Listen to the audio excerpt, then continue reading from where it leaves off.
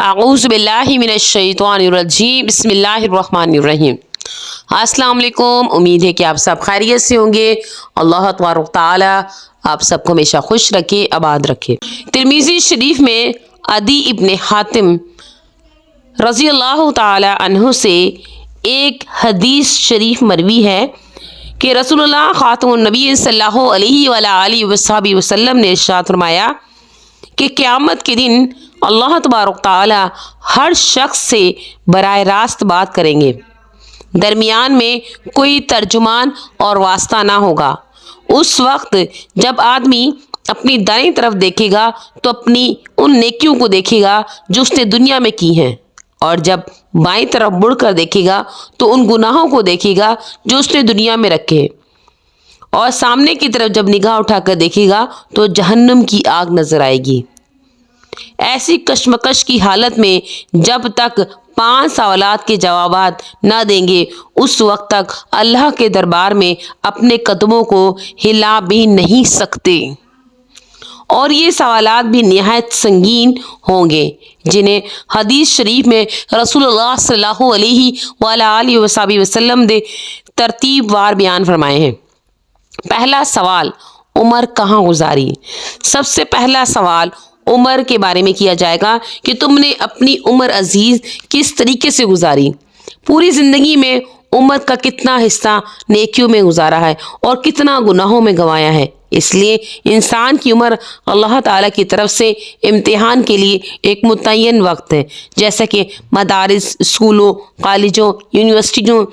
میں امتحان کے سوالات جوابات لکھنے کے لیے 3-4 گھنٹے کا وقت دیا جاتا ہے۔ اگر اس وقت کو کام میں لا کر تمام سوالات کے جوابات بہترین انداز سے لکھ دیے جائیں تو امتحان دینے والے کو اعلیٰ درجے کی کامیابی ہوگی۔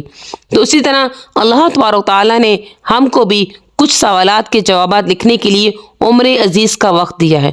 کسی کو 50 سال، کسی کو 60 سال، کسی کو 70 سال، یہ وقت اللہ تعالیٰ کے ہاں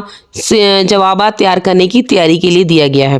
اللہ تعالیٰ نے رسول اللہ خاتم النبی صلی اللہ علیہ وآلہ وسلم کے ذریعے جتنے بھی احکام ہمارے اوپر لازم کیے ہیں گویا وہ سب کے سب سوالات ہیں، اور ان کے تمام احکام کو عملی جامہ پہنانا سوالات کے جوابات ہیں۔ جس طرح ایک طالب علم امتحان گاہ میں سوالات کے جواب لکھنے کا اہتمام کرتا ہے اور وقت ضائع کرنے سے اجتناب کرتا ہے، اسی طرح تمام انسانوں کو اپنے عمر عزیز میں سے کوئی وقت ضائع نہیں کرنا چاہیے، اور ایک ایک گھڑی کو قیمتی سمجھ کر اللہ تعالیٰ کے احکام پر عمل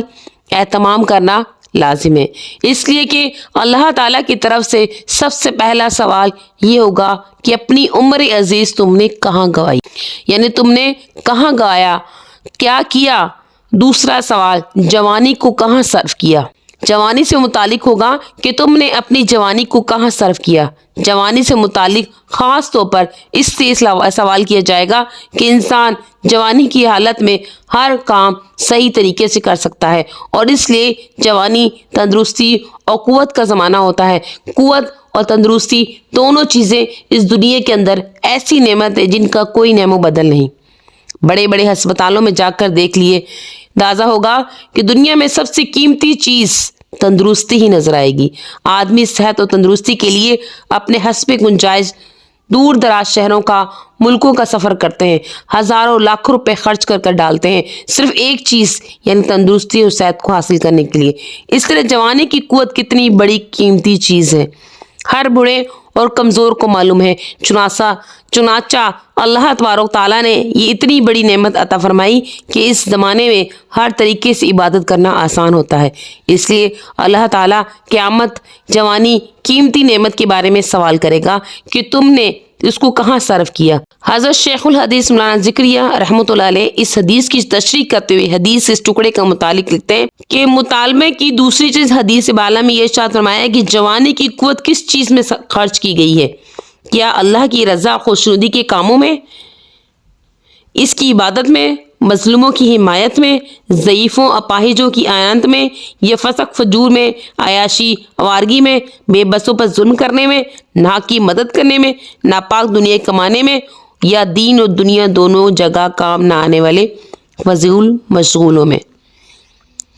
اس کا جواب ایسی عدالت میں دینا ہوگا جہاں نہ تو کوئی وکالت چل سکتی ہے اور نہ جھوٹ فریب اور نہ کوئی کسی کی زبان کام آ سکتی ہے، جہاں خفیہ پولیس ہر وقت ہر آن آدمی ساتھ رہتی ہے، اور یہی نہیں بلکہ خود آدمی کے وہ اعضاء جن سے یہ حرکات کرتے ہیں وہ خود اپنے خلاف گواہی دیں گے،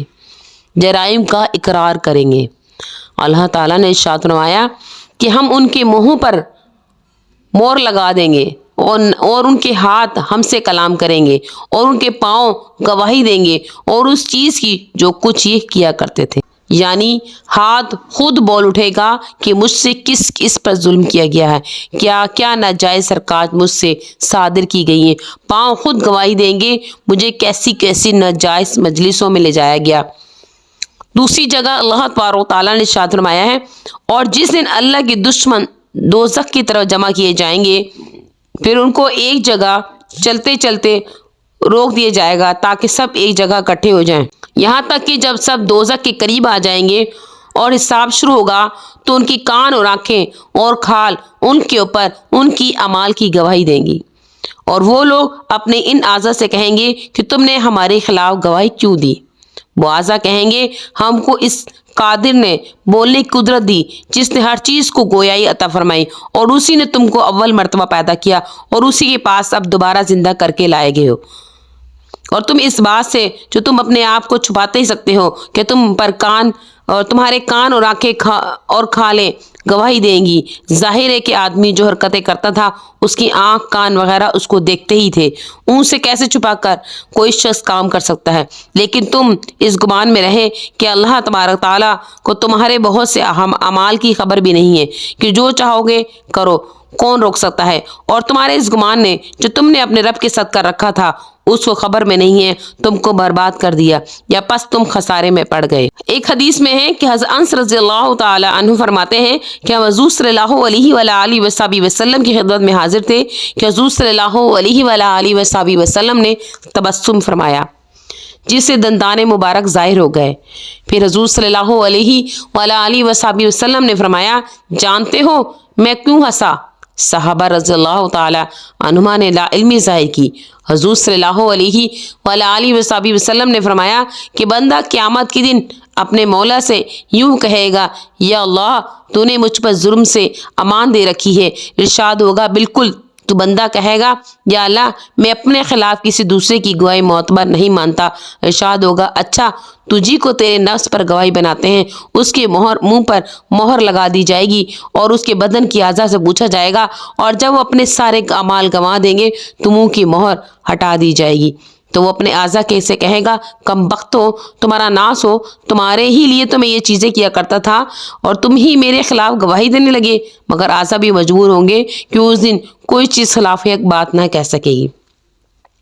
ایک اور حدیث میں ہے کہ آدمی کے اعضاء میں سب سے پہلے بائیں ران بولے گی کہ اس سے کیا کیا حرکتیں ہوئی، اور اس کے بعد دوسرے اعضاء بولیں گے، غرض ہر عضو اپنے کیے ہوئے نیک اور بد اعمال گواہ دے گا، اسی وجہ سے ایک اور حدیث میں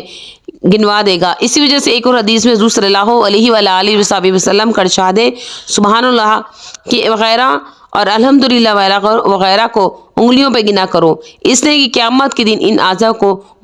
گویائی عطا ہوگی اور ان سے باس پرس ہوگی، یعنی جہاں یہ اعضاء اپنے گناہ گنوائیں گے وہاں بہت سے نیک کام بھی تو گنے جائیں گے، جہاں ہاتھ بری حرکات ظلم و ستم اور ناجائز افعال بتائیں گے وہاں اللہ تبارک تعالیٰ کا پاک نام اس سے گننا، صدقات کا دینا، نیک اعمال میں ہاتھ کو مشغول رکھنا بھی بتائیں گے۔ غرض مختصر یہی ہے کہ اعضاء کو جوانی کے زور میں ظلم ستم اور ناجائز حرکات سے بچانے کی بہت اشد ضرورت ہے۔ آپ صلی اللہ علیہ وآلہ وسلم نے ارشاد فرمایا جوانی جنون کا ایک شعبہ ہے، عورتیں شیطان کا جال ہیں، یعنی آدمی اپنے جنون کی وجہ سے اس جال میں پھنس جاتے ہیں۔ جوانی کے نشے میں انسان عورتیں ہوں یا مرد دونوں گناہوں کی طرف راغب ہو جاتے ہیں، حالانکہ یہ جوانی اس لیے کہ اس کی قوت کو ایسے کام میں خرچ کیا جائے جو مرنے کے بعد کام آئے۔ خوش قسمت ہیں وہ نوجوان جو اللہ کے کام میں ہر وقت مگن رہتے ہیں، گناہوں سے دور رہتے ہیں۔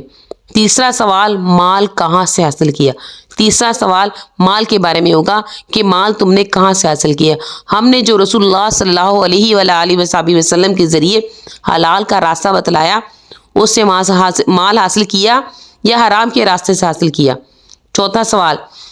کہ مال کہاں خرچ کیا۔ مال کے بارے میں سوال ہوگا جو مال اور دولت ہم نے تم کو دی تھی تم نے اس کو کہاں خرچ کیا، جائز کاموں میں خرچ کیا یا ناجائز امور میں خرچ کیا۔ اور یہ بھی سوال ہوگا کہ تم نے اس مال کو ناجائز طریقوں میں کیوں خرچ کیا،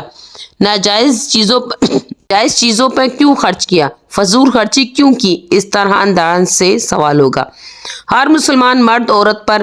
ضرورت کے مطابق علم سیکھنا فرض ہے۔ علم پر کتنا عمل کیا اس کے بارے میں سوال ہوگا۔ ہم نے جو علم تم کو عطا کیا اس کے مطابق تم نے کتنا عمل کیا۔ یہ 5 سوالات جب تک ان کے تمام سوالات کے جوابات نہ دے گا اپنی جگہ سے ہلنے کی بھی اجازت نہ ہوگی۔ اللہ تبارک تعالی ہم سب کو ان سوالات کے جوابات کی تیاری کرنے کی توفیق عطا فرمائے۔ وآخر دعوانا ان الحمدللہ رب العالمین۔